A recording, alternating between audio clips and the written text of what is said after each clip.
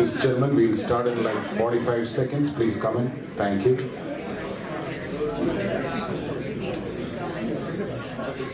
Right. Mike. Yeah. Cool.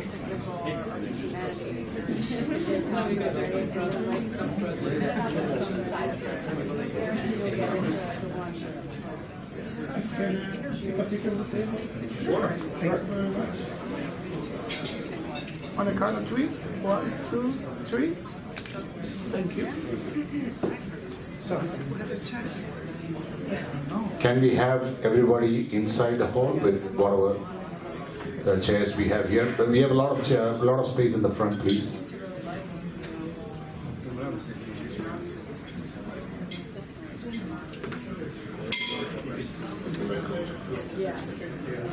Look at the counter. Yep. Make sure the counter's moving. Yep. Okay. Okay, thank you. All right.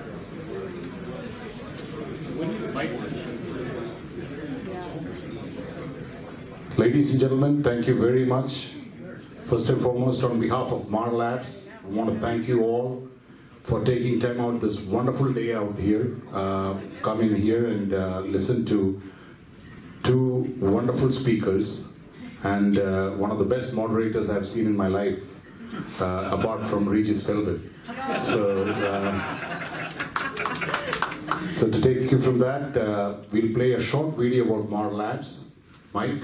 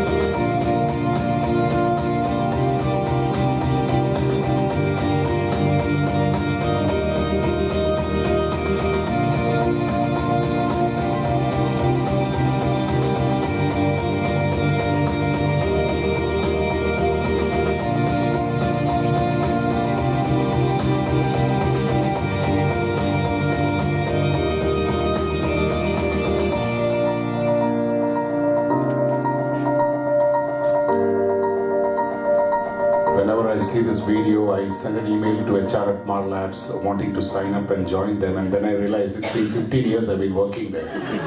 So ladies and gentlemen, Dan Holovienko.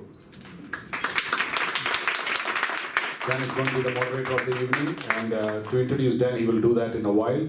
But Mike, can we have the Cadillac, please?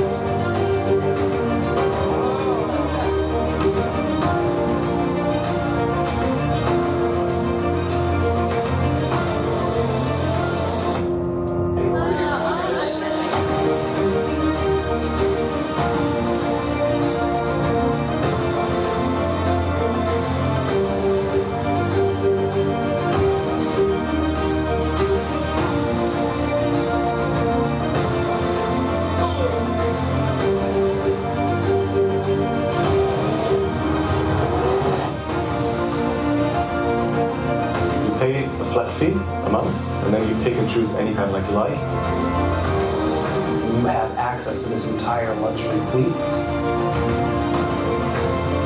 When I think about Cadillac, it's very modern, different.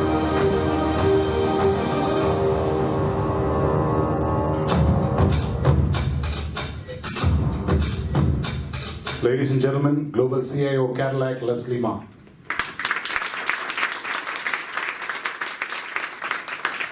Mike, Tiaa.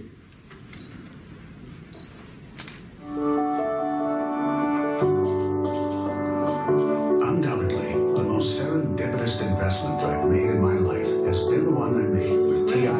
And I have such confidence in your organization that I have never had Maybe to. I owe some of my longevity to the good people of Tiaa Craft. How can I live without your help? Retirement is great, but what is so pleasant is to receive money One of your annuities have not been a bargain with Tiaa Craft has helped me with her education, which included a PhD.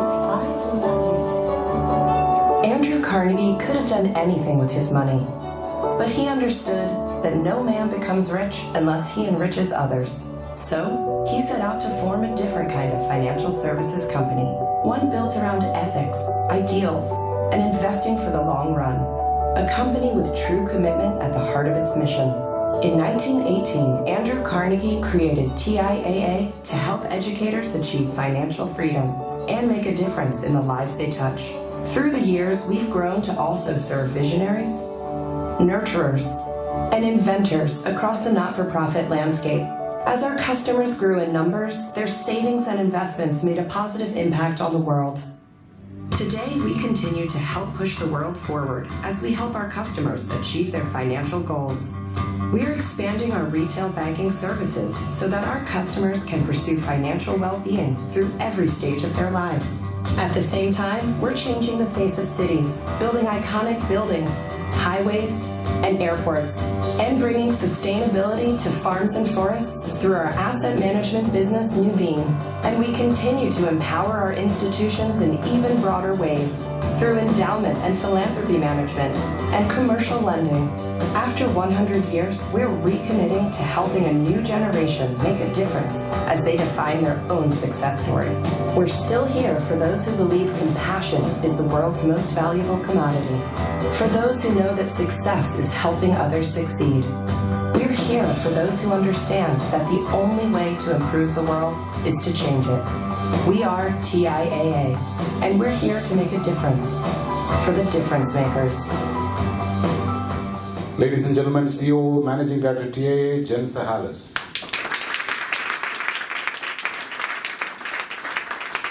So before I hand it over to Dan, the message what we have here is work with Marlabs, own a Cadillac, and invest in TIAA. As simple as that.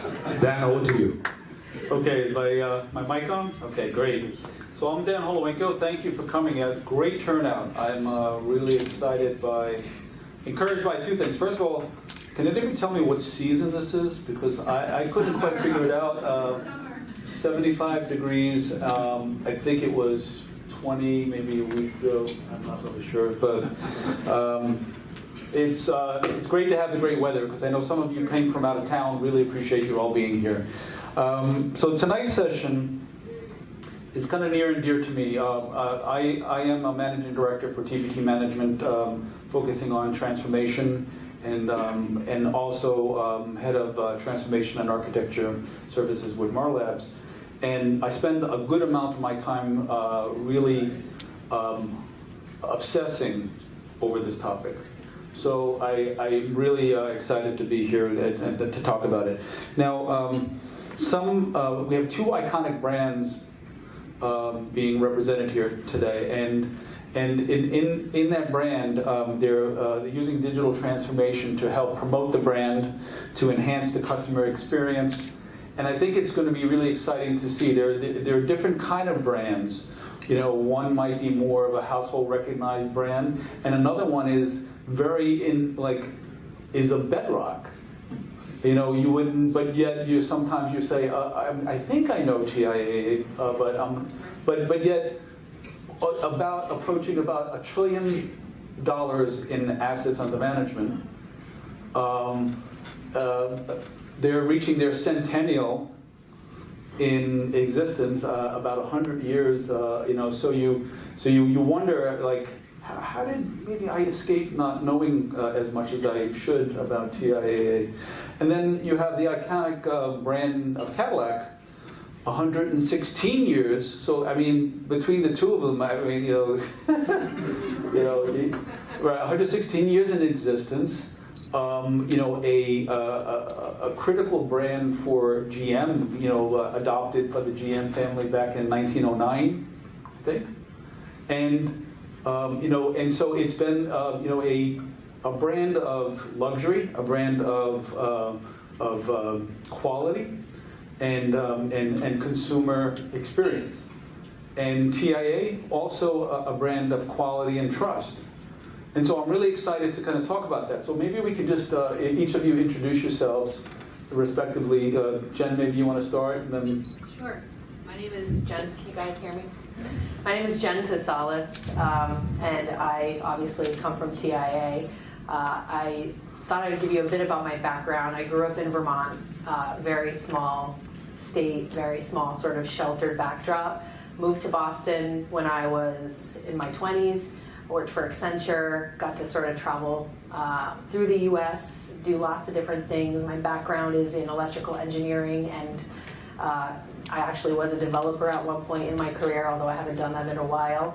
From Accenture, I moved to Fidelity and moved to Boston. Had a family. I have a 3-year-old and a 13-year-old, both girls. They keep me very active. I also worked for Bank of America and then moved just recently to TIA about 2.5 years ago. And it has been an amazing adventure because TIA, in my opinion, is sort of a kinder, gentler financial services company. As you saw from the video, not a lot of people know who we are, but we're huge, and we basically serve professors and folks that are in the educational arena. So they are investing their lives and their energy to serve others, and we want to serve them. So our mission is really, I think, phenomenal, and it is part of everything we do at TIAA. So I'm happy to be here to talk to you guys and hope I can impart a little bit of some of what we learned along the way. Thank you, Dan. And you're right. This isn't a fireside chat because who needs a fire in this weather, right? So you know how to pick the dates here at Marlabs. So thank you. I am so glad to be here. I have been in the automotive industry for 20 years, and originally from Canada. I grew up there. I stopped saying A at the end of my sentences about 20 years ago, so a lot of people don't know, and they're surprised when they find out that I'm from Canada. I have lived in many places, including overseas. So prior to this job as CIO, I was CIO for the Southeast Asian market in our international division. And that was the most difficult but most fun job I've ever had, because I had to cover 14 time zones, as well as have global calls every night. So it was certainly a challenge, but some people ask me why I stayed in automotive for so long, and I say that I would have never had the opportunity to visit as many countries as I have and interacted with as many cultures, and I've just learned so much, and every job is a new adventure. So I guess that's the benefit of working for a global multinational. It never gets dull. I also have 2 girls, and both of them go to school in New York City here. So I don't have the power of having Kathy Lee, because as Regis Philbin, I have to try to be extra entertaining. Let's start with you, Lesley. If you could kind of walk us through at a high level, not that great detail, we'll get into a little bit more detail later, of like how IT digital transformation helped you promote the brand and the marketing strategy for the firm? Certainly. 3 years ago, General Motors had decided that we really needed to revitalize the Cadillac brand. And so we relocated our global headquarters from Detroit to New York City. And we did that because we wanted to embrace the brand values that we feel have represented Cadillac for 116 years. And those are, to be bold, sophisticated, and optimistic. And so when we look at what Cadillac has been about for all of these years, it was really to bring innovation to improve our customers' lives.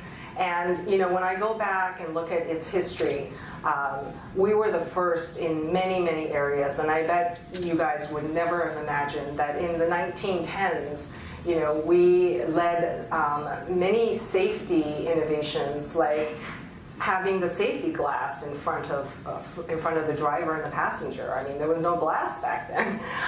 We also focused on how to make our customers' lives better by getting rid of the crankshaft and having an electric starter, but also safety. Things that maybe were not convenience items, but safety items, airbags, for instance, and OnStar, so that you can have telematics, know where your vehicle is, and be able to push a blue button and then get to a call center who can help you if you're ever in trouble. So many of those things came as a result of our constant need to and desire to be leaders in the field and to improve our customers' lives. And of course, even more recently, we were the first to introduce 4G LTE in the car.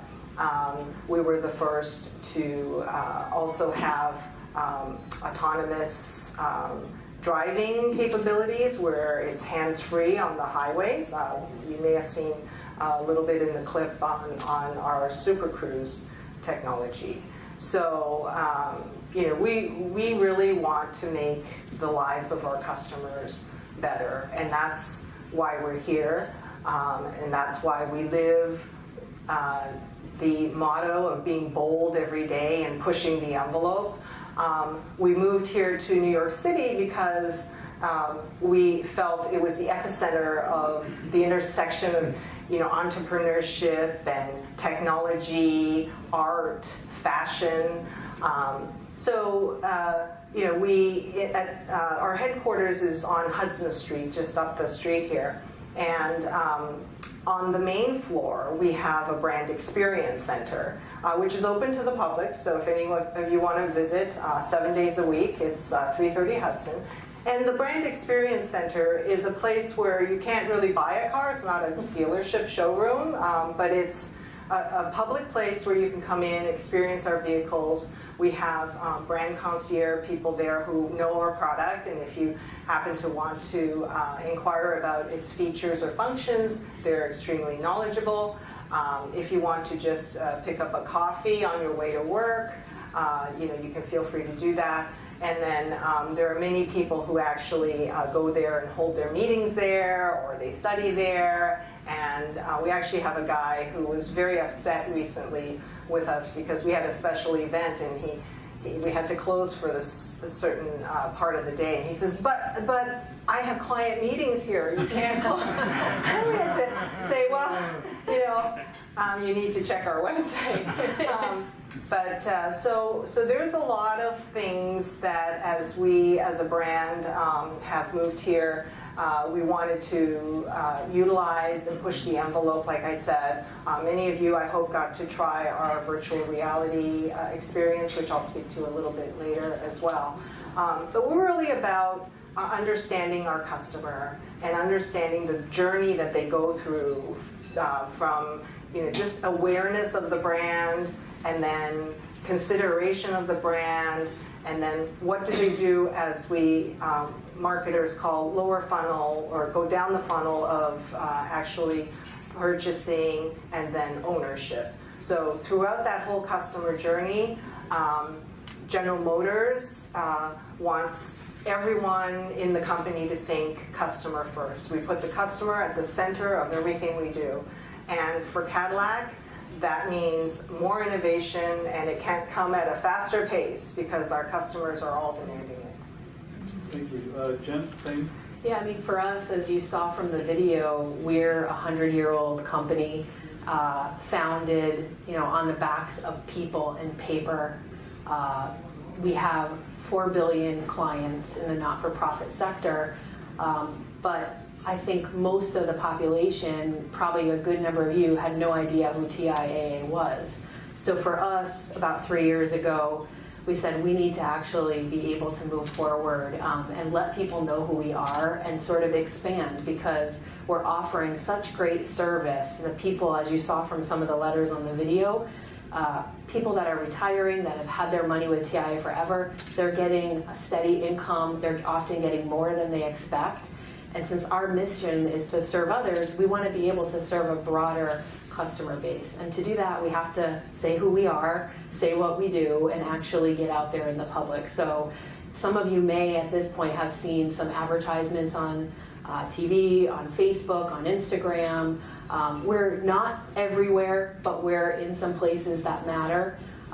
And so for us, how IT, informs brand is we've got to actually allow the brand to percolate. A lot of that is based on the technology to get the brand out there, to get the marketing message out there, and then be able to sort of move that back through. And as customers come in, we have to fulfill on the promise that we said through the brand. And so for us, again, it's all about serving those, especially those that are serving others. But it's been a great journey and more to come.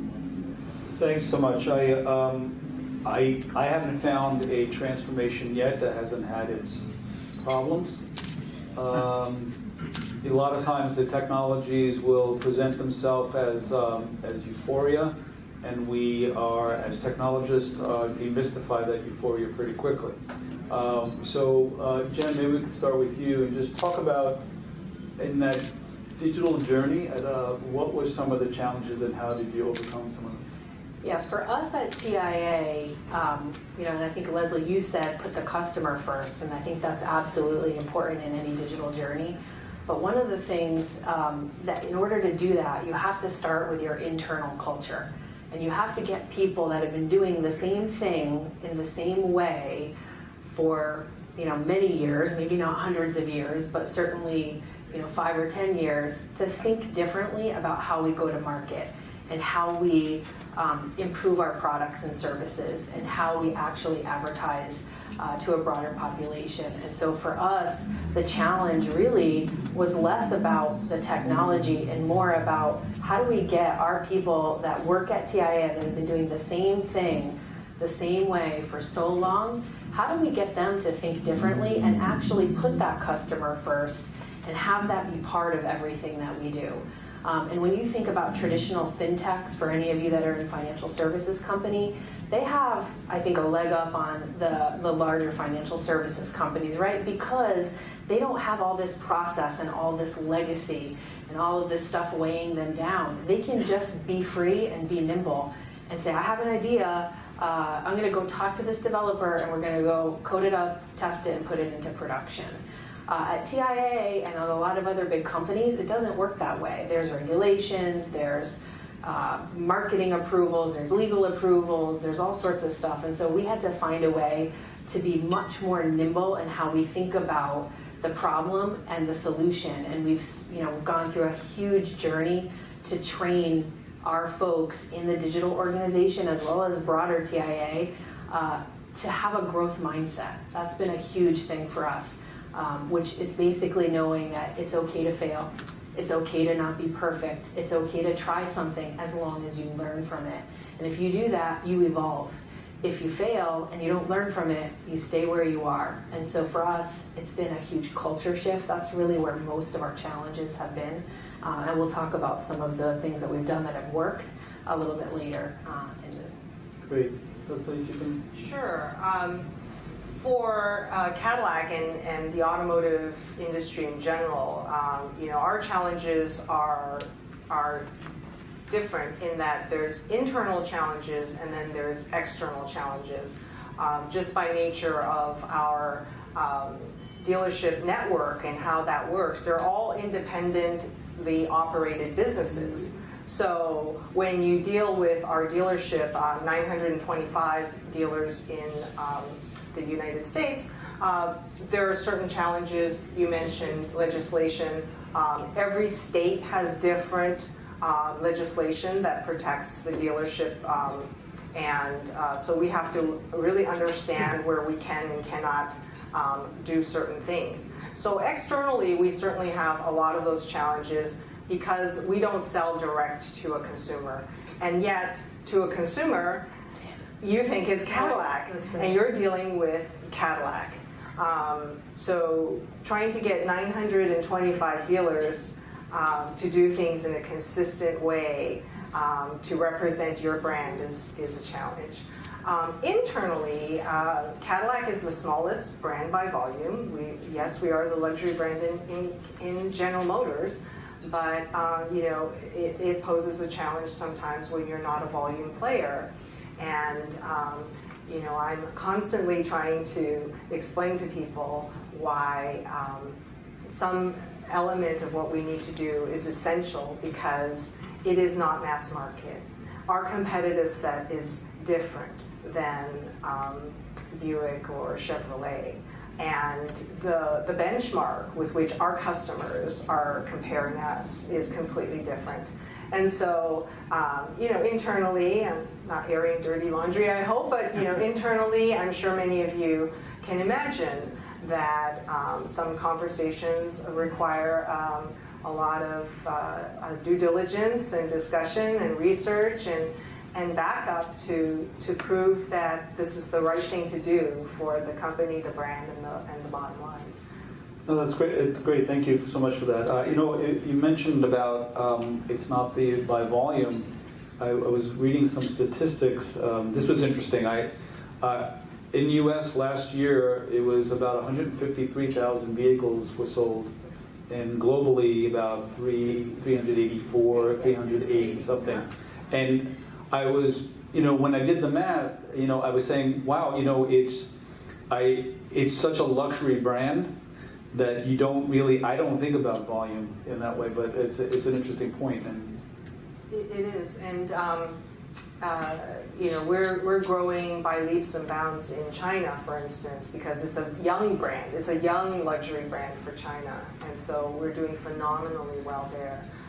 We don't have the same legacy challenges of perception and everything else that we do here. So Yeah. No, it's great, thank you. We want to get the volume up, by the way, and so that's why you saw the VR, and we're going to try to get you into our brand experience. I want to buy one after seeing the video. Thank you so much. It's hard in digital transformation not to talk about digital channels, and so channels are nothing more than new pipelines to either promote or sell. And so maybe you could talk, Lesley, we'll start with you. Maybe you could talk a little bit about maybe some of the channels you might have leveraged in digital transformation, and then. Here's another one. I love these words. So omni-channel. So I think that's another channel on cablevision.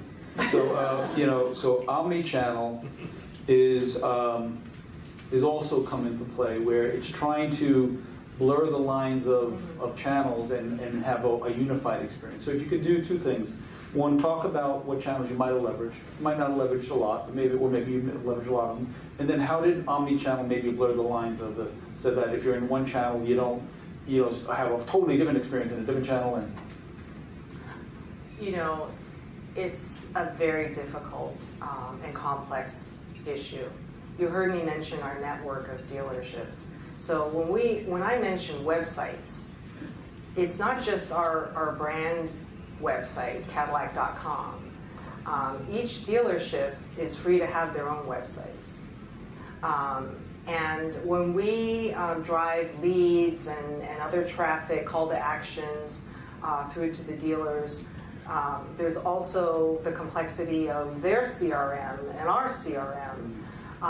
And then you add a financial arm like General Motors Financial, and they also have CRM and leads and a website and an account. So, from a user perspective or a customer perspective, you're three different customers. And then if you have a Buick, you're another customer. So as a company, our biggest challenge is to know you. And the expectations of the luxury customers are really, really high. They experience exceptional service at luxury restaurants, luxury hotels, airlines, get really pampered with this seamless experience. And in automotive, our biggest challenge is to know the customer, know that they've been on either the OEM website, or they've been on the dealer's website, or they attended an event, or they went to an auto show, or they showed up at Cadillac House, or they responded to an inquiry card. And that problem is a huge one for us. And I don't think we've solved it yet. I think we know, and we have a strategy to have a 360-degree view of the customer, so that we know, what brought you to that encounter, whether it's with the call center or OnStar or dealer or anyone else along your journey. That I think is one of the concerns we have with how do we deal with this omni-channel world where the customer expectation is so high. So certainly we do all the traditional things that you can imagine in website driving call to actions and leads and monitoring all of that stuff. So we do all of the typical stuff. But some of the new channels that we're experimenting with, as I've said, customer engagement centers and experience centers, we really need to rethink the retail channel. Steve from Steve somewhere out there. Allegan, yes, Steve from Allegan and I were talking about what's the next retail frontier? Are we going to need all these dealerships and this footprint and all this inventory? That's a huge, huge challenge for us. We don't own the dealerships. We can't tell them how to operate. right? But it used to be that a consumer would have visited 5 or 6 dealerships before they purchased a vehicle. And now that metric is down to 1.x. And so you know that they're only visiting a dealership for that transaction. And they've done all of their research online. Or they've spoken to friends and other influencers, or they've seen on industry reports, like Consumer Reports or J.D. Power, that they've already made a decision. And when they get to the dealership, they're a lot more informed than ever.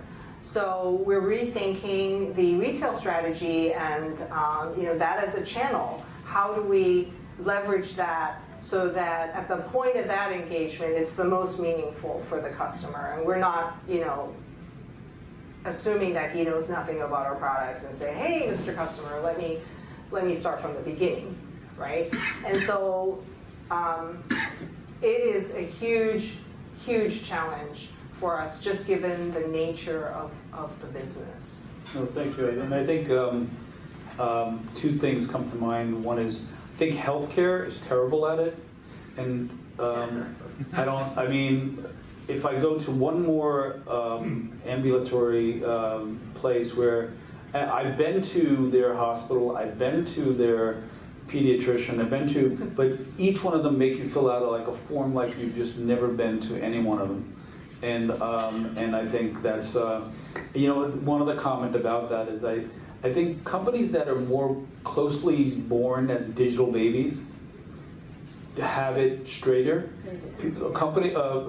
Businesses that were born in a physical world have, like hospitals and where there's a lot of physical things. Automotive is a thing like that, and even the original early legacy retail.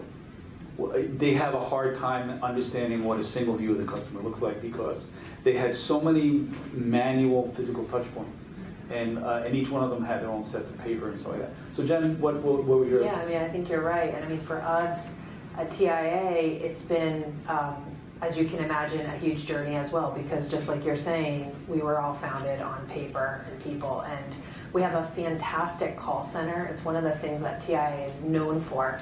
And how often do you hear that? Like that somebody wants to call into the call center and talk to a service agent. I've actually double-jacked with some of these service reps, and they're phenomenal. They will spend 45 minutes talking to somebody who has $500 in their checking account. So our challenge in sort of thinking about omni-channel and all the channels is really how do we bring that customer service lens that we have in the call center to life in digital and some of these other channels. And it gets back to why is somebody calling the call center? They're calling the call center because it's the easiest way to interact with TIA right now. You can call someone, they can figure out what your issue is, they can help you resolve it. If you would go on the website, maybe you couldn't find it. You never saw anything about TIA anywhere else. We didn't have a mobile site until recently. And so for us, it's really been about trying to take that experience that we give to people when they call us and bring it forth into web, mobile. We have some chatbots now. We have VR where you can go in and it's like being in a virtual TIA branch. And all of those things have to be simple, fast, and flawless in order for the customers, especially our customers who are so used to being sort of treated with white gloves no matter who you are. They have to be simple, fast, and easy. And like Lesley said, it's no easy feat because expectations are very high. But I think for us, it's all about trying to know who that customer is, and really it's a data challenge more than anything else, right? It's how do we bring all that disparate data together and bring it to bear on each channel so that when you do call the call center, we might say, hey, are you calling because you were just on the web and it seemed like you had a problem? Like all of that is definitely where we're headed at TIA. So I have a question for our audience.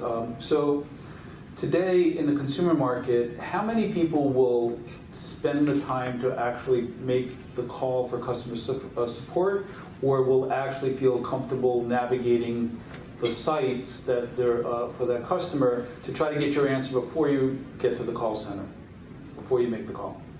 How many would do the digital version of that first?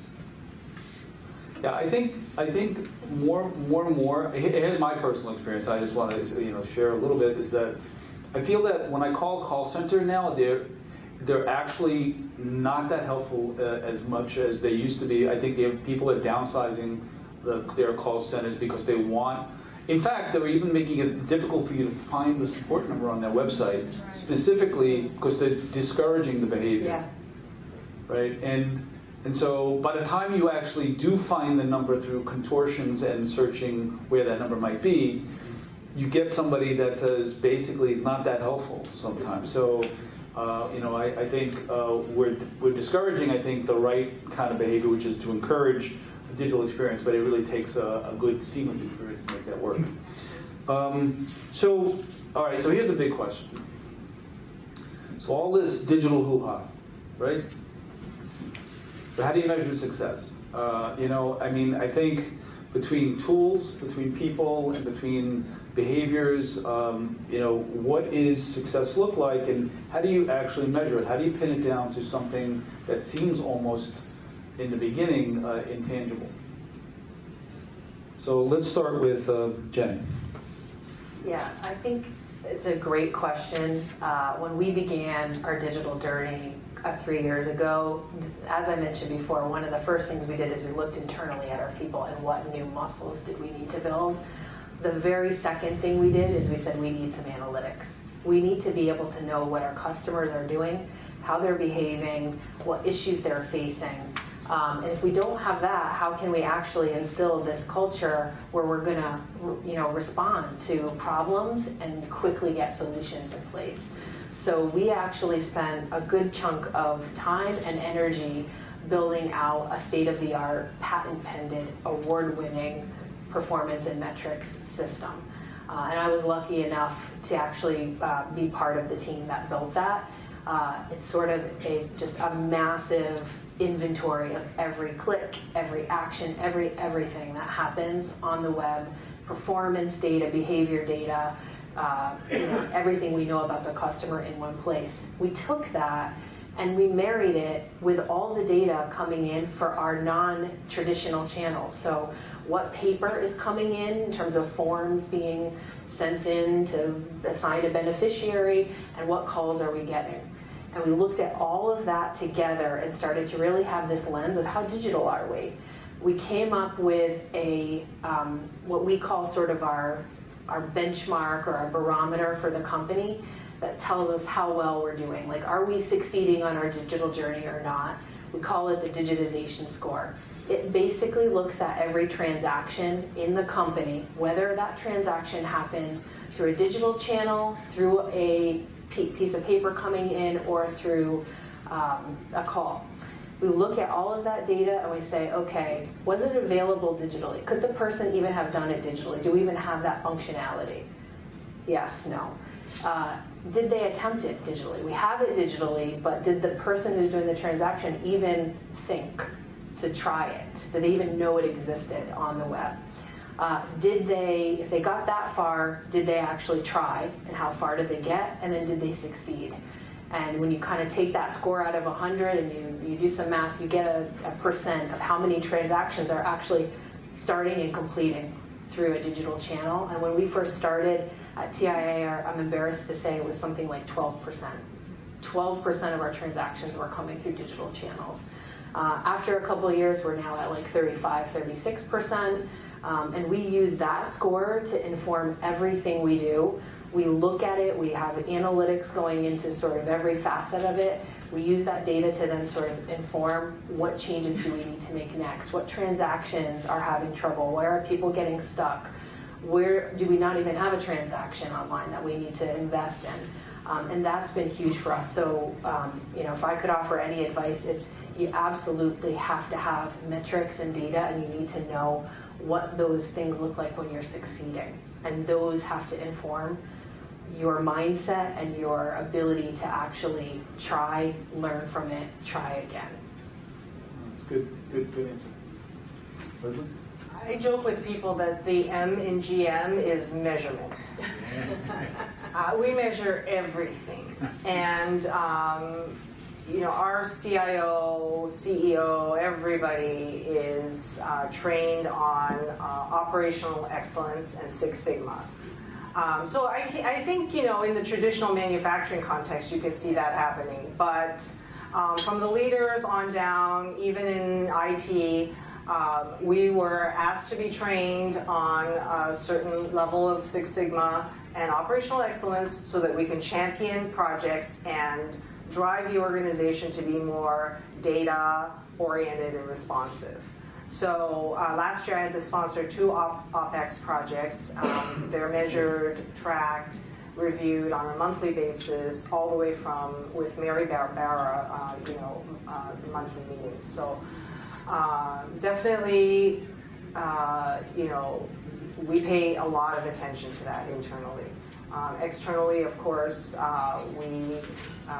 we have a number of headquarters people, over 20, that are just dedicated to data analytics, predictive analytics, and it's a small team for a small brand, but it's a priority for us, and they collect mounds of data you would not imagine to drive some of the decision making that we have to stay on top of.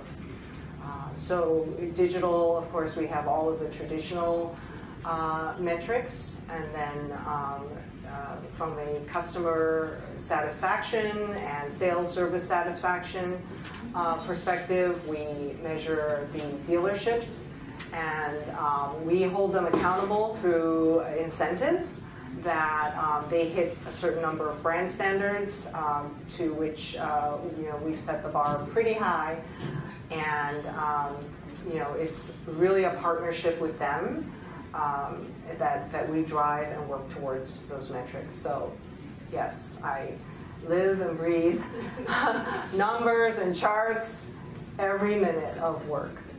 Yeah, no, it's a hard thing. I think in the digital, especially when it gets to sentiment analysis and affinity analysis, and you're getting into shades of, I don't even know what. Sometimes you really have to be careful that you don't analyze it to a conclusion that could be drawn falsely, where you're actually chasing ghosts.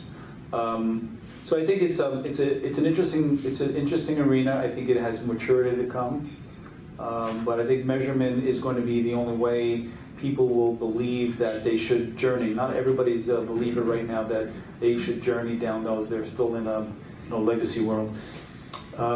So digital transformation, like many transformations, involves people, and I find that culturally, people transformations are harder to get them to understand what they need to do and how they need to behave differently, how they need to contribute differently, how their value systems have to be changed differently to be more contributing. So Lesley, maybe you can talk about maybe some of the cultural people challenges in digital transformation.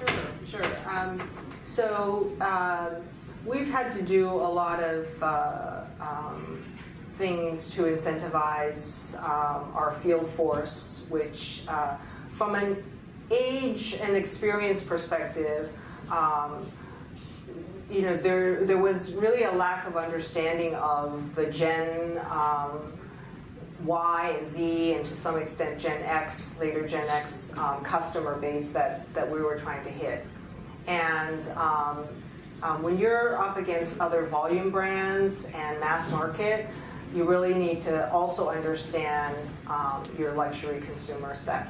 So internally, with factors like the age of our dealership staff or the age of our field people, really made an impact on how you envision and roll out technology that they can use and that they're willing to use. So we have, made a number of stumbles, to be honest. But in that learning, we really tailored transformation that needed to happen at our dealerships with those things in mind and those learnings in mind. So, for instance, we have a mobile-first strategy. So, as a customer in dealing with a salesperson, in order to build trust, it has been proven that the more visibility they have into information and the more transparency of that information, the more comfortable you're going to feel in that transaction. So having a tablet in front of you as you're discussing features and why somebody should pay for some upgrades or a comparison of lease versus buy with the numbers side by side. Those sorts of things when you're talking to somebody not across from the desk but with them and using that form of information, conveying that information really helps in the customer sales satisfaction index as measured by J.D. Power. So, we had to, like I said, we stumbled a lot on that. And how do we get people who are, doing things the way they've done it for decades to make them understand? But the way you've done it doesn't inspire or build trust. And this is a way that we know because our measurements show that this would be a better way to approach that customer and to deal with that customer. We use monetary incentives. I mean, it boiled down to, offering an incentive for somebody who isn't comfortable to do things a certain way to say, but this is the brand standard we want to enforce, and therefore there will be money on the table that you're leaving if you don't do it this way and to our standard. I think it's change management, right? It's change management and having people understand through data and through facts that this is why we want to go this way, and it's not just some new thing that we want to push on you.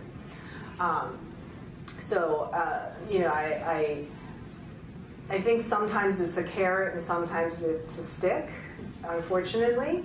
But we've had great results. We've had measurable results that we then turn around and say, you see, it's working. So now we've got to, crank it up a notch. So you had to use the tablet in 10 out of 20 transactions, and now we're going to have to crank it up. And so those are some of the things that culturally have been difficult for us. And then, I mentioned this many times. It's that customer touch point, right? When you're in a dealership and you're dealing with mass market and you don't understand the mindset of the luxury customer, how can you sell to them? And so we took our top dealers and our top salespeople through intensive training that we call Cadillac moments. And I attended one of these, and that involved going to do mystery shop at luxury retailers like Mont Blanc or Louis Vuitton and seeing how you're treated. And then, we visited high-end restaurants. I tell you, that was the best assignment I ever had. Yeah, like, you want me to go to a high-end restaurant and have lobster? I'll go. So we visited there. And then, teams went off and did all their mystery shop. And then we came back and we said, well, so how did it make you feel? Were you treated to the expectation that you thought you would be? And some companies and brands did a phenomenal job, and very you know that the salespeople were trained to be in tune with you, and not selling anything really, just trying to meet your needs, okay, and not trying to push merchandise, but to help you with the problem that you have at the moment. So the whole language, the culture, the behaviors, time will tell, because the more you immerse people in this is, I can tell you all day how you should behave with a customer, but if I showed you and put you in an experience, that's going to make an impact. I think what I'd like to do is, I don't want to, because we're running a little bit past our time, but I do want to have Jen, I want to focus on a question that I think that the audience would really like.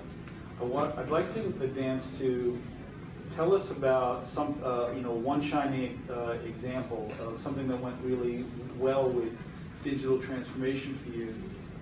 I'd like to, have the audience understand what might be your best example, or maybe one of your good examples. So why don't we start with you, Jen, and then I think you have a video that couples with it.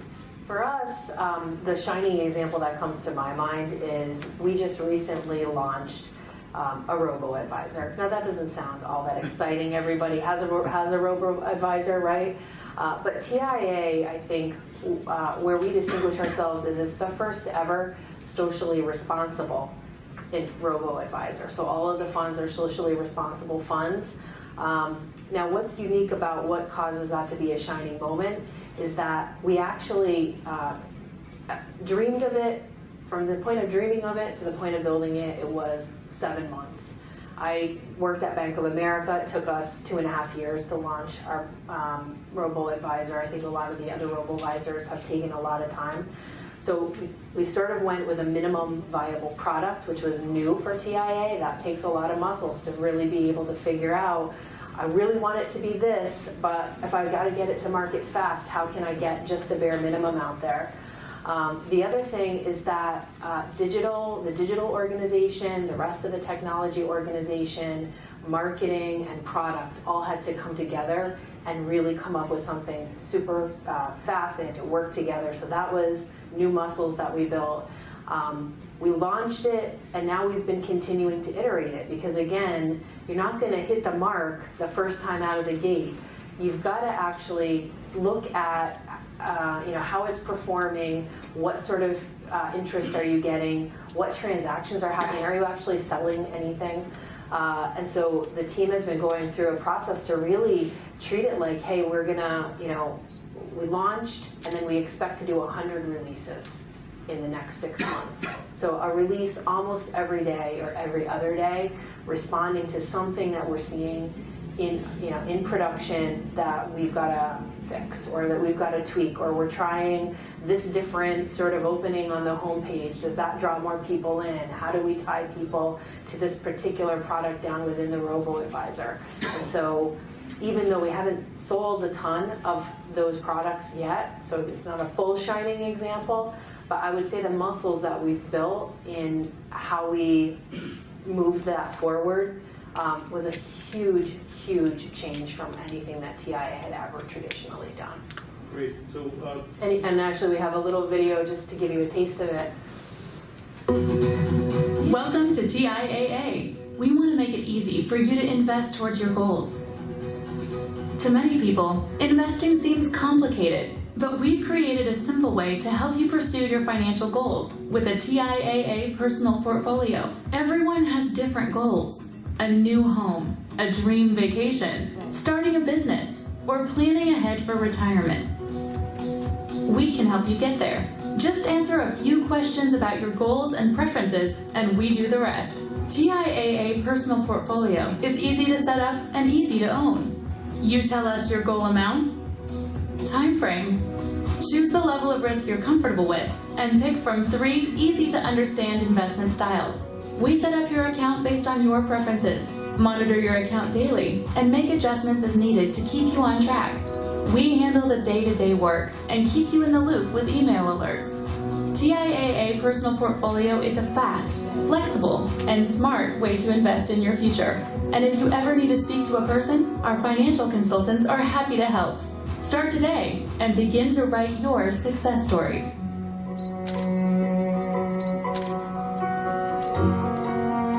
And that's the other unique piece of the robo-advisor is you actually can call and speak to somebody at TIAA. So our customer service that I spoke about before and our financial advisors, even though it's a robo-advisor, as a client, you get access to them, and I think that also sets us apart. So, great, thank you. Lesley? Well, we have our great VR experience, which was a really good shining example, but I won't use that one. Last year we launched a very unique mobility ownership program, and it's called Book by Cadillac. As with anything that we've tried to do lately, we really tried to embrace being bold. And how we developed that program was with a 20-person co-creation pilot. So these are real customers that we engaged with through several months of development of this program, which is a vehicle subscription model. It's since been copied left, right, and center, but we were the first to come out with it. And for a monthly fee, you have access to the entire Cadillac fleet, and when you want to, say, your family's visiting and you want to have an Escalade for the weekend to go out to the Hamptons or whatever, you just simply use an app, or you can call. Use an app and schedule that vehicle exchange, and a white glove treatment with a concierge comes with a full tank of gas in your new car and exchanges it for you. And then when you get back from the weekend, you just do the same, and in reverse. So, we launched that, and we were bold. We said we weren't going to pay for any marketing. So no paid media. We had 13 million impressions. We were launching with a pilot of 50 participants, and we had 17,000 people sign up to participate in the program. And this was all with no paid media whatsoever. 120 media stories about it. You saw some of it on the video.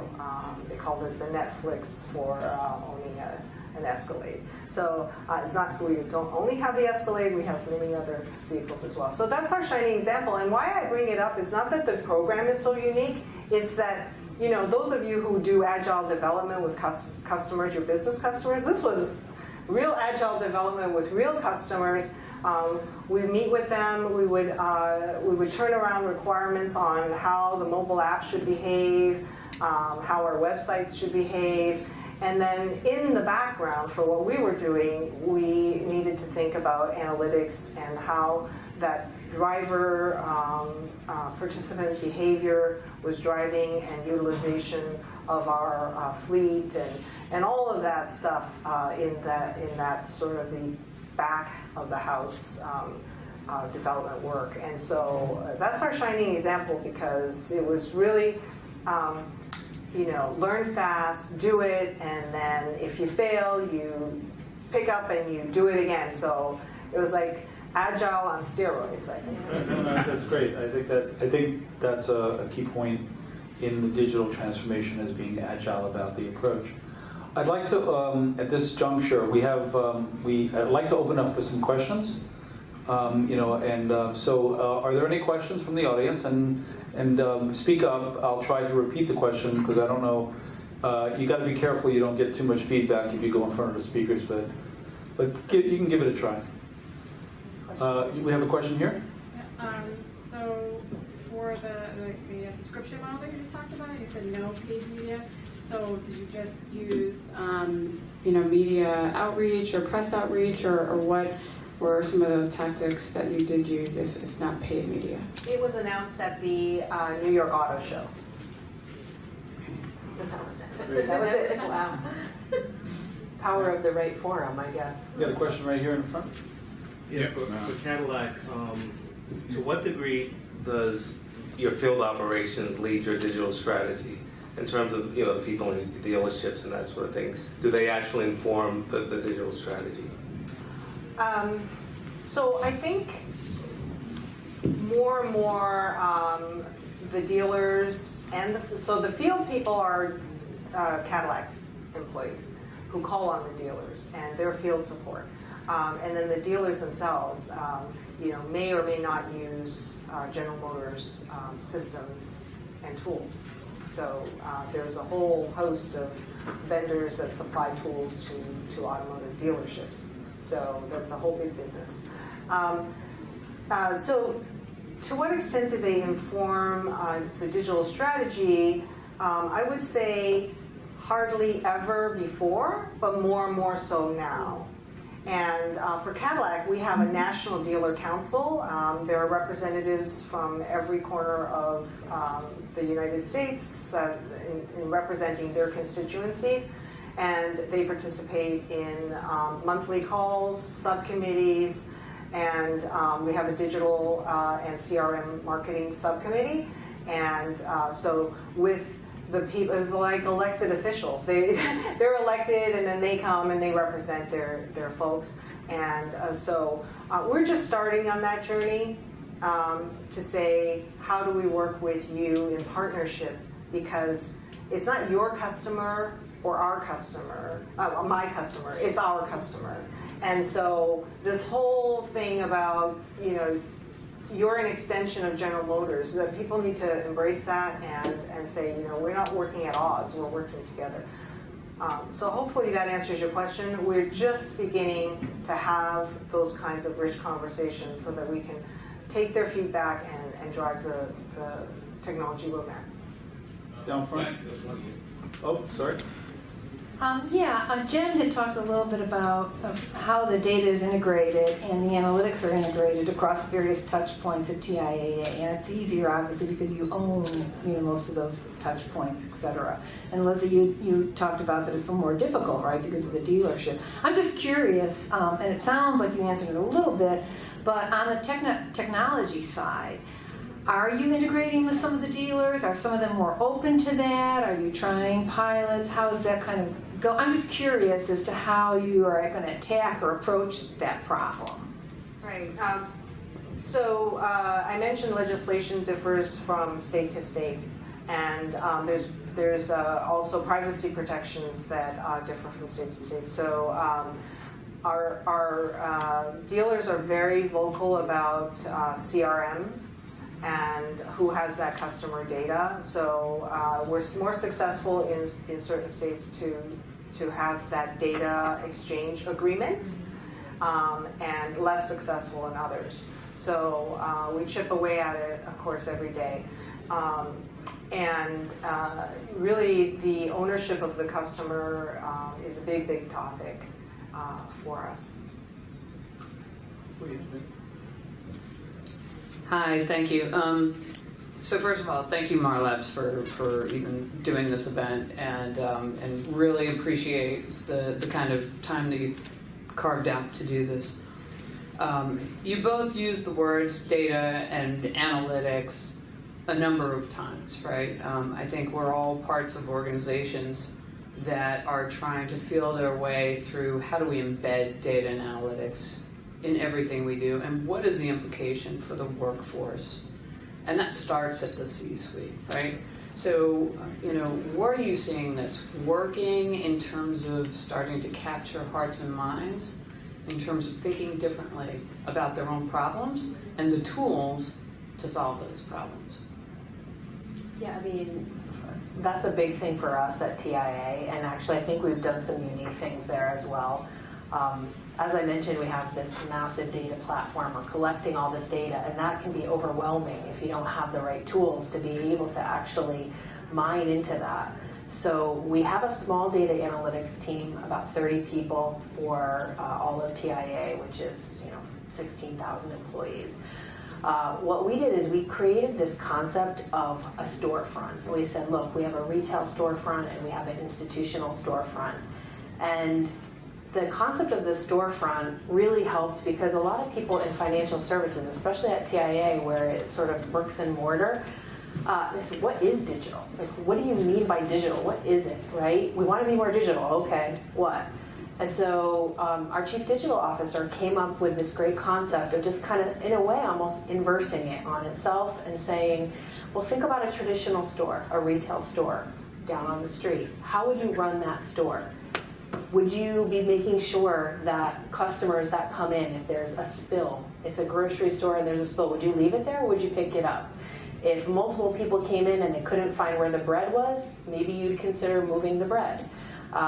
If you were having a sale, how would you advertise it? How would you get people into your store?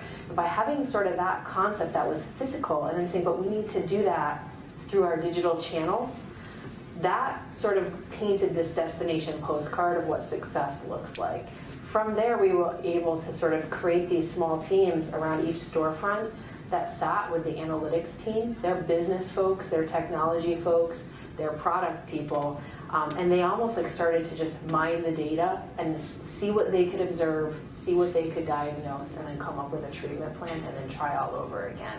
Those teams were wildly successful because we started to really get great data that we could actually make a change about, because data is no good if you can't actually act on it. And to ask a traditional business person or even a traditional IT person to go in and mine through data and understand what it means, you have to have specialists that do that, but you have to figure out a way to like farm that out and grow those skills across your whole organization. So we created these small teams that eventually kind of just fanned out from there. If that answers your question. If you get a chance after the session, maybe you should ask Jen about her tiger teams and her hawk teams. And we didn't really talk about them, but I think they're interesting concepts. I think they're worth knowing because I think they get to the heart of how do you get small things done quickly. Other questions? I think, Lesley, you want to answer that question? Sure, I can answer that. For General Motors, we're a legacy business. We have over 2,000 applications, and we started the data strategy and journey by creating an enterprise data warehouse and dumping 2,000 applications and ingesting all of that data. It doesn't matter whether we had the metadata or not. We just ingested it all. And then now, great numbers of people are trying to create knowledge from that data. It's something like 21 million columns and 1.5 terabytes, or it's just it's mind-boggling. It's huge, yeah. And then 2,000 systems. Plant codes are different in every system, so I won't even go there. But so our data strategy was really like, how do we get a hold of this legacy data and then make information decisions out of that. But if you think about where we're headed, that's even more exciting. I mean, autonomous vehicles, right? They're going to generate. I saw numbers like 600 billion data points per autonomous vehicle per month. It's just like mind-boggling because you can think about, the vehicles just, every microsecond is collecting data, right? And that has to go somewhere. And, General Motors has set aggressive plans to be, electrified and autonomous in a few years. So, so part of the organization thinks about all this legacy stuff, and then part of the organization has to prepare us for the next frontier, and autonomous and electrification and all of that we're dealing with is a huge investment that we have. We hired a chief data strategy officer, and his job is to do that and also to figure out ways to monetize. I'd like to. I have a question for our panelists that is not on the sheet. It's like I like to play a little curveball, but it's a fun one. So I'd like you to think about something that you would tell the audience to in your trials and tribulations, and what you would advise them not to do or try to avoid. And think, but here's the special little constraint. Make it a T-shirt. What would be the T-shirt slogan? Like, DMV had "Buckle Up," and Transit Authority had "If you see something, say something." What would you say in digital transformation? What would be your T-shirt? T-shirt slogan. We had a long day, and now this is really a curveball. Okay, I'm going to go with your original question, which I loved, which is, in the spirit of transportation, I'm going to say avoid potholes. Yeah. Okay. Mine is something that I think I already said, which is, this is probably too long for a T-shirt, so I'll shorten it up. But don't let perfection be the enemy of progress. So I would just say, be bold, not perfect. That's a great T-shirt. Well, listen, we got. First of all, thank you so much. You guys have been awesome. We have one closing thing to show. We're going to show a little thing on M-Advisor, just as a kind of a Marlabs way of saying, "Hey, did you know?" So why don't you roll that? Understanding your market complexities is essential for any enterprise to succeed. But to succeed, enterprises need to unlock large, complex, unstructured data. Data scientists take weeks for analysis of data from different sources and are extremely expensive. In a fast-paced world with volatile markets, a week could mean the difference between success and failure. Say hello to M-Advisor from Marlabs, your data scientist in a box. A single platform to harness insights across all data types and sources. M-Advisor is technologically rich. It uses machine learning and reasoning algorithms, NLG, and cognitive technologies to analyze data in minutes. With its automated pattern discovery, enterprises can get in-depth analysis on trends, outliers, cause and effect relations, and other causal factors. The artificial intelligence in M-Advisor mimics the human brain to automatically identify key signals within the data to present an accurate, detailed, and well-structured narrative of its analysis. Surface these hidden performance indicators and predictions to enhance product and enrich customer experience. Knowing what makes your customer tick will help your business to achieve scale, capture market share, enhance customer experience, and innovate your offerings. Spend 60% less time and effort on analyzing and understanding data, and focus on growing your business. Stop spending millions of dollars on data analysis. Get predictable outcomes at a fraction of the cost with M-Advisor. Take advantage of the power of M-Advisor. M-Advisor from Marlabs, your data scientist in a box. So everyone, thank you so much. We have drinks and dinner is being in the other room, so why don't you join us? And thank you for coming and enjoying such gracious. Thank you.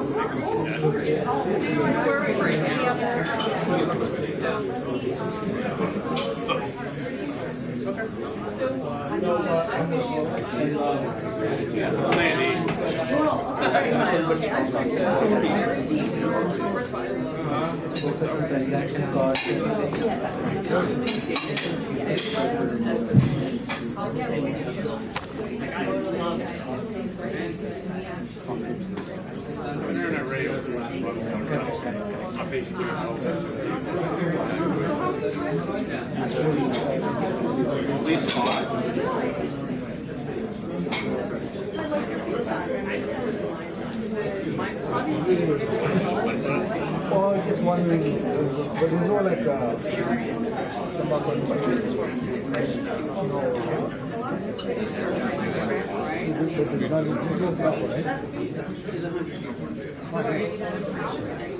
I can see that you're trying to hit it up. Yeah, pretty good.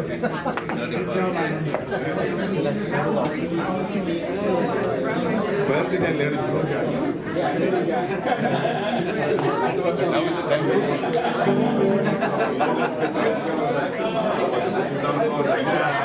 In New York.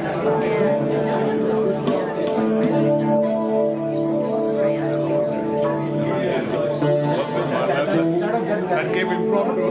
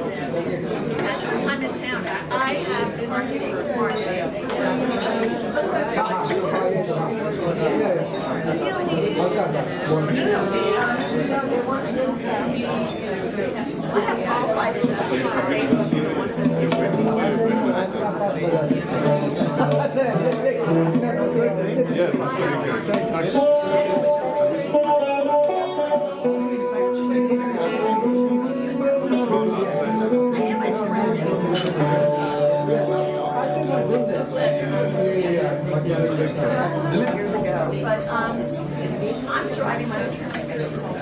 Meet the Nice to meet you. How are you? Tomorrow we have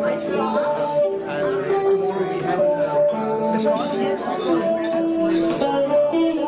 Actually, you're going to use this because be on the phone, you have the face behind the voice, so you know who you're talking to.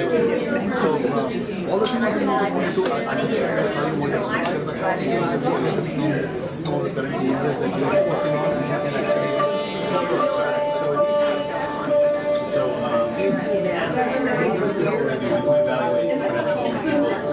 I'll reach out to you.